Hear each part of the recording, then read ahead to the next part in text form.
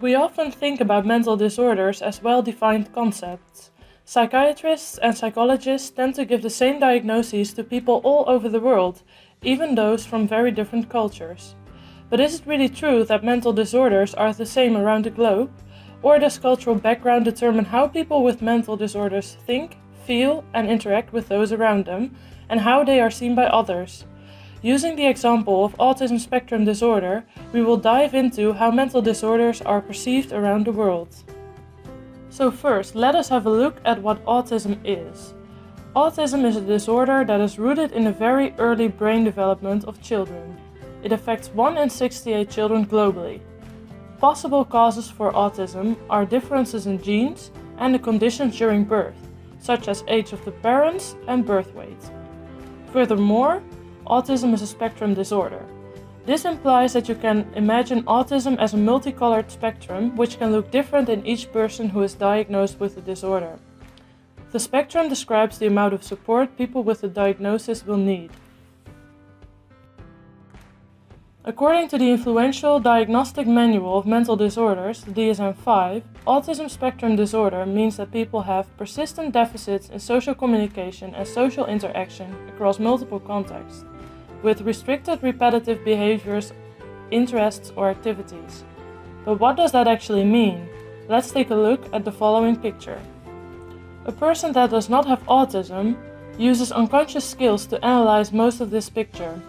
People with autism lack some of these skills or have to consciously compensate for them.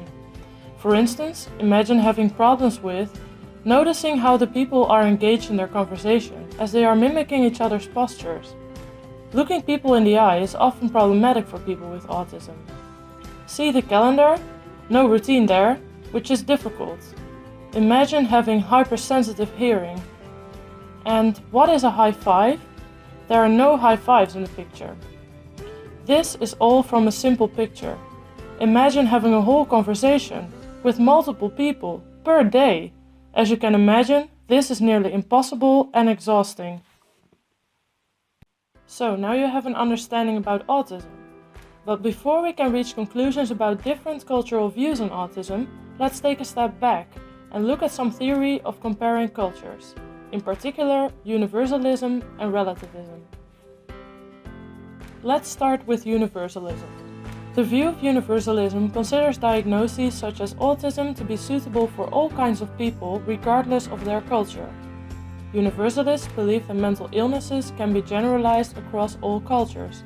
So basically, a universalistic view is that autism is the same in all cultures. As opposite, cultural relativism means that culture influences basic characteristics of humans, such as beliefs, emotions, and behavior, and, therefore, also mental illnesses. Cultural relativists say that when someone is diagnosing and treating mental disorders, cultural background cannot be ignored. When we diagnose autism, we generally use a specific set of rules. But don't we need to take the cultural background of the person into account when diagnosing? Let's have a look at different cultural views on autism. First, let us address the view people have on those who have autism in general. For example, in some parts of Senegal, inhabitants have a very positive view on children with autism. They are seen as part of the Nitkubon, or marvelous children. These are believed to be possessed by a spirit and are able to talk to the dead. On the other hand, in some parts of Laos, children with autism are viewed more negatively. They are described as children having difficulty getting along with others and having a lack of flexibility and adaptability. The term Kon Kiat is used to describe them, which means angry or resentful persons. This differs from the view on autism in some sub-Saharan countries in Africa. Across sub-Saharan Africa, it is still widely misunderstood, with many people believing the traits of autism to be witchcraft. Children have been beaten, poisoned, drowned, and buried alive in an attempt to rid the devil from their spirit. Unfortunately, some of these views also exist in the UK. These examples show that in which society you live influences what people think about autism. Within different religions, there are also different views. In the ultra-Orthodox Jewish community in Israel, if a child cannot be cured from autism, that must be the will of Yahweh. Mothers of children with autism there have said, "He apparently has a holy soul. the thing he likes most is to look at holy books and play with his prayer shawl. And intelligent men are expected to achieve a lot in this world, while higher souls did not receive many tools, because they do not need to achieve as much. Another example shows that some Muslim communities have a very positive view about children with autism. This Muslim preacher gives a speech about raising children with autism. He encourages members of Muslim families to feel blessed to be a family chosen by Allah to raise His special child. He states that they have to do their best for their child who was sent to them by Allah. These examples show that views on autism may differ greatly among different cultures and religious groups. But how is this possible? Is it a matter of different views on autism symptoms? Perhaps, do some symptoms occur more in some cultures than in others? To answer this question, let us zoom in and look into differences in symptoms that appear across different countries. One symptom of autism is an atypical pattern of eye contact. Western people view those who make eye contact as more likable, pleasant, intelligent, credible, and dominant. People who have autism often try to actively avoid eye contact, since making eye contact can be a stressful, distracting, and sensory taxing experience to them. In Western cultures, a failure to use gestures and finding it difficult to make eye contact during communication are regarded as core features of autism. However, in some Eastern cultures, making gestures such as pointing with a finger are regarded as impolite. In Japan, avoiding eye contact can be regarded as respectful, which is also why they maintain it less. So in these cultures, eye contact and gestures wouldn't necessarily be indicators of autism. Another symptom of autism, displaying challenging behaviors, has also been shown to differ across cultures. For instance, in the United States, children with autism seem to display more externalizing challenging behaviors than in countries such as Israel, South Korea, and the United Kingdom. So how is it possible that symptoms like making eye contact and showing challenging behavior seem to differ across cultures? First of all, the parents' expectations of their child's behavior may differ across cultures.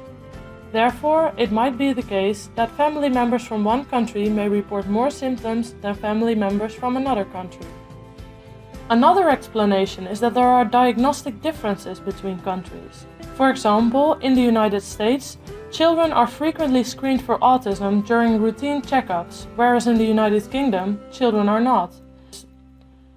Finally, a possible explanation for the differences in symptoms across cultures could be that social skills and gestures are judged differently across cultures.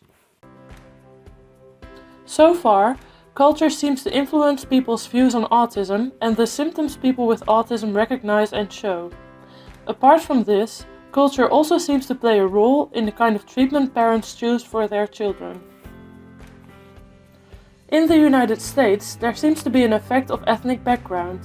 It was found that white Americans tend to accept professional treatment earlier than African Americans, who seek advice and help from friends and family before professional assistance. On the contrary, Asian Americans seem to be more hesitant and only seek help when they become unable to manage the disorder. In case of religion, it is not uncommon that instead of professional help or help from friends and family, the religious head is asked for help, to, for instance, expel evil spirits. Now, let us summarize what we have learned in a conclusion. With all these examples, we see that autism is perceived differently in different cultures, treated differently in other cultures, and supported differently in other cultures. Linking back to universalism and relativism, this means that we cannot regard autism to be the same in every culture. To diagnose correctly and to provide effective treatment, cultural background matters. We should take a relativistic viewpoint on autism spectrum disorder and cannot take culture for granted. Thank you for listening.